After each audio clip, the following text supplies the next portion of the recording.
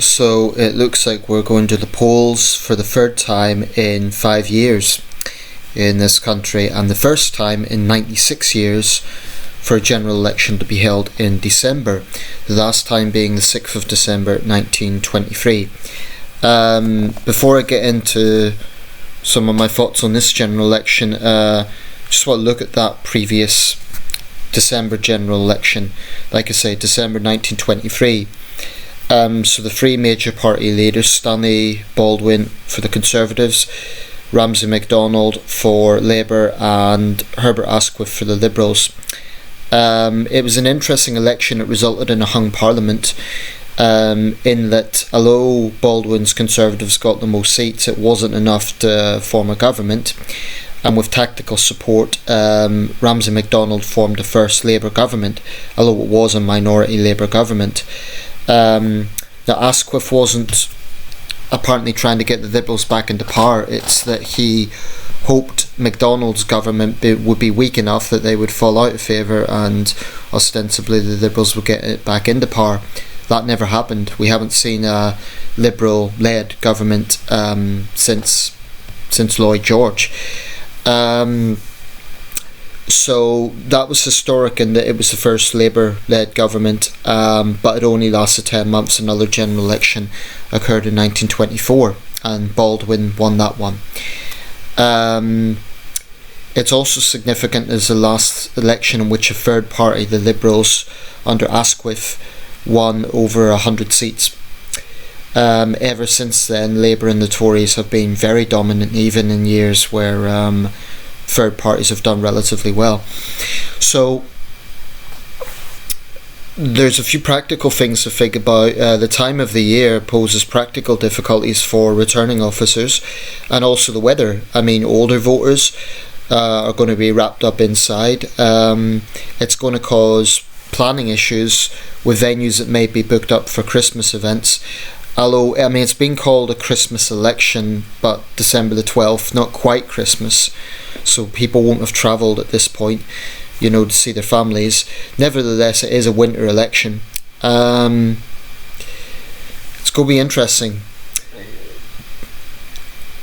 Could there be election fatigue? I don't know. Nothing in British politics today is really predictable. I mean, on the surface you would think, people wouldn't want yet another election. On the other hand, it does look like a genuine way to break the Brexit stalemate and get some clarity for this country. So I'm kind of broadly welcoming of it, although I'm not welcoming of the fact that it's going to be an election cycle where inevitably it's going to be Brexit. Today, it's just turned the 31st, it's Halloween, would have been Brexit Day. Surprise, surprise, that hasn't happened. Now, as a Remain voter, you might think I'm pleased by that, but I'm not, because all it means is we're going to have more weeks of uncertainty, division, and Leave anger is going to grow. So I don't really see it as something to celebrate.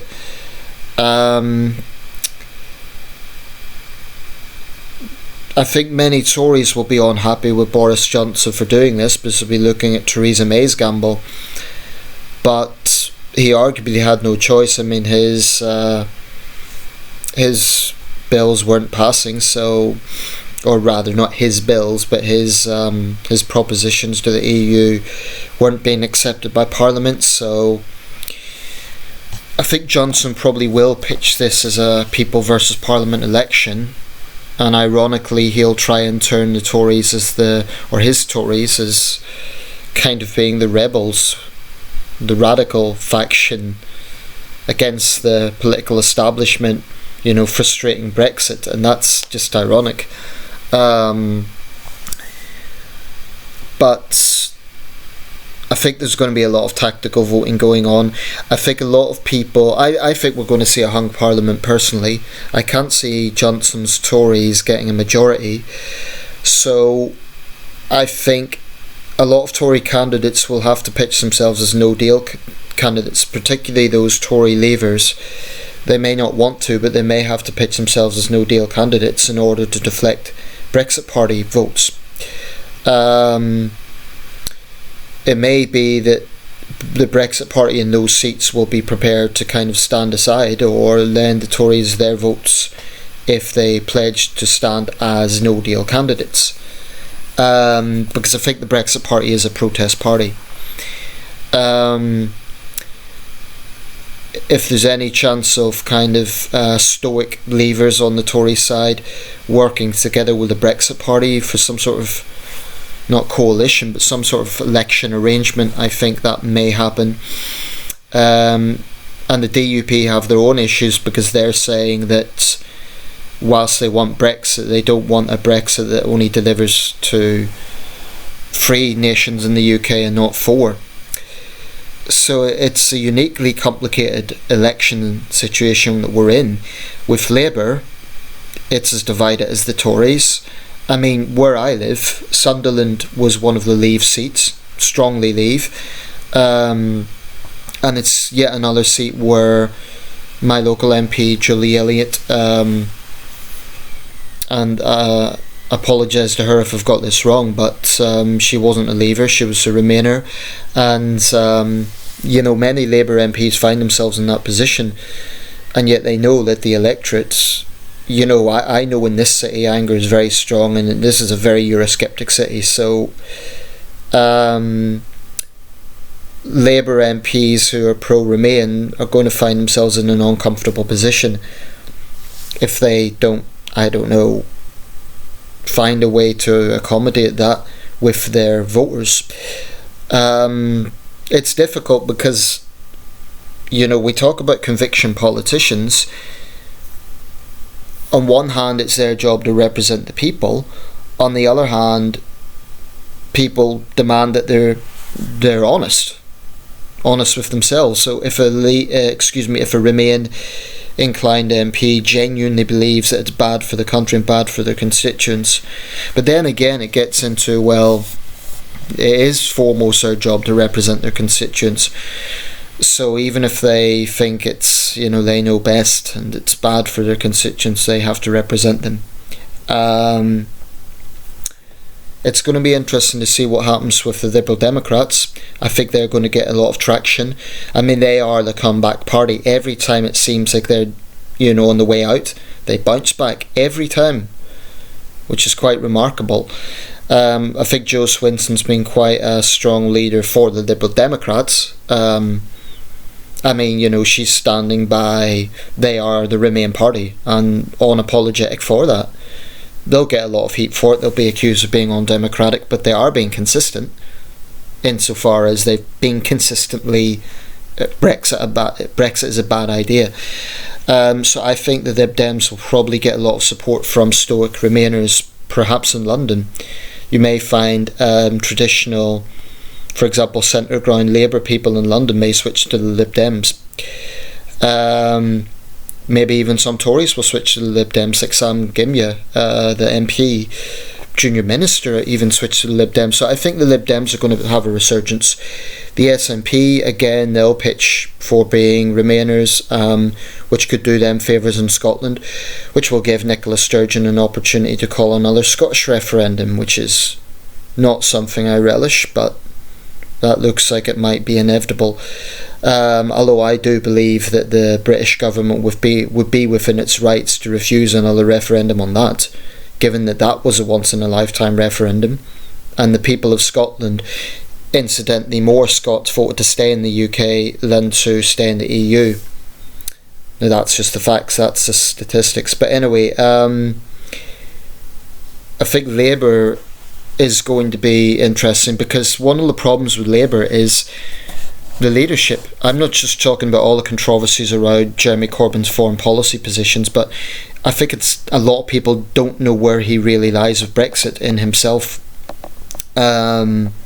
He's now pitching for the Remain side, but I don't think that Jeremy Corbyn is a Europhile in any sense. We often assume that Brexit's a domain of the right, like kind of a right-wing Tory project, but traditional socialists on the well to the left, are just as Eurosceptic as those sort of Tories. So historically, figures like Tony Benn were very Eurosceptic. Hugh Gaitskell, I believe, was as well. So this is going to be the Brexit election, unfortunately. I don't think we can escape that. I'd like it to be about other issues.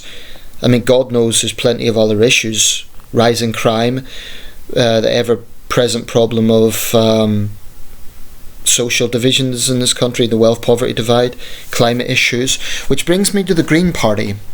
Now, I'm very critical of the Green Party, but I think it'll be interesting to see if they get any traction in the wake of the Extinction Rebellion protests, because they're very closely tied to Extinction Rebellion.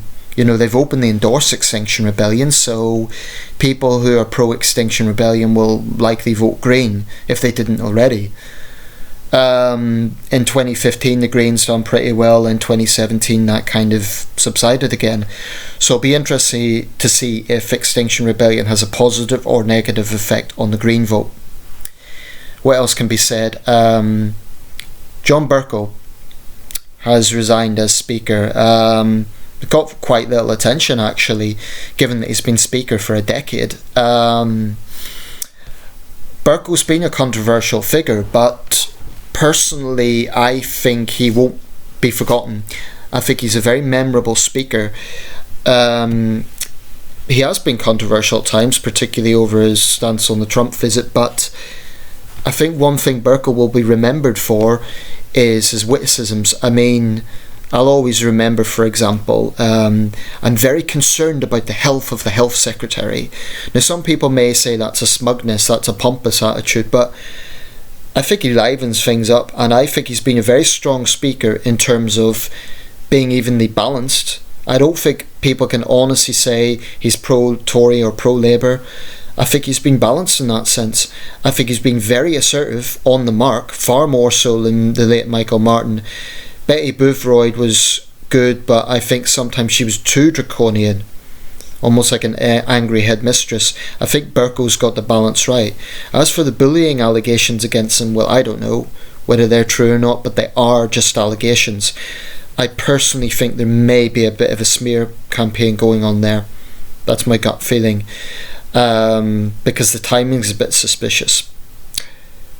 So I think he's the best speaker in my lifetime, and I think he'll be very, very memorable. Harriet Harman is pitching to be the new speaker. Her pitch is vote for me because I'm a woman. Her idea is that unless there's a woman speaker, women MPs won't get their say. That's a lot of nonsense. Bercow went out of his way to be courteous to female members, at least in the chamber. So I just think that's a phony argument. And the thing is, Harriet Harman's an experienced parliamentarian. I think she's got the experience, but that feminist mentality, vote for me because I'm a woman, no, that's not an argument. It's just not. So yeah, it'll be interesting to see who's in the running for that. So, British politics, this has been a very, very turbulent decade for this country. The Scottish referendum, the AV referendum, Brexit, 4 general elections. This has been an incredibly turbulent political decade for Britain, and it's going to end with that. The last month of the decade, it's going to end. I think, a general election is going to clarify some things. It's going to be a shake-up, hopefully, and it'll just clarify things. So I'm broadly welcoming of it, but I'm not looking forward to the fact it's going to just be Brexit, Brexit, Brexit, because there are other issues. I suppose you could argue that everything ties into Brexit in some way, but yeah, be interested to see what happens. Whatever happens, this is just a little statistic I've noticed. Johnson won't be the shortest serving Prime Minister, because on December the 12th he will have been in office for exactly 142 days, which surpasses George Canning by 23 days. Canning was in office in 1827 for 119 days. So whatever happens, Johnson won't be the shortest serving Prime Minister. Be interesting to see what happens.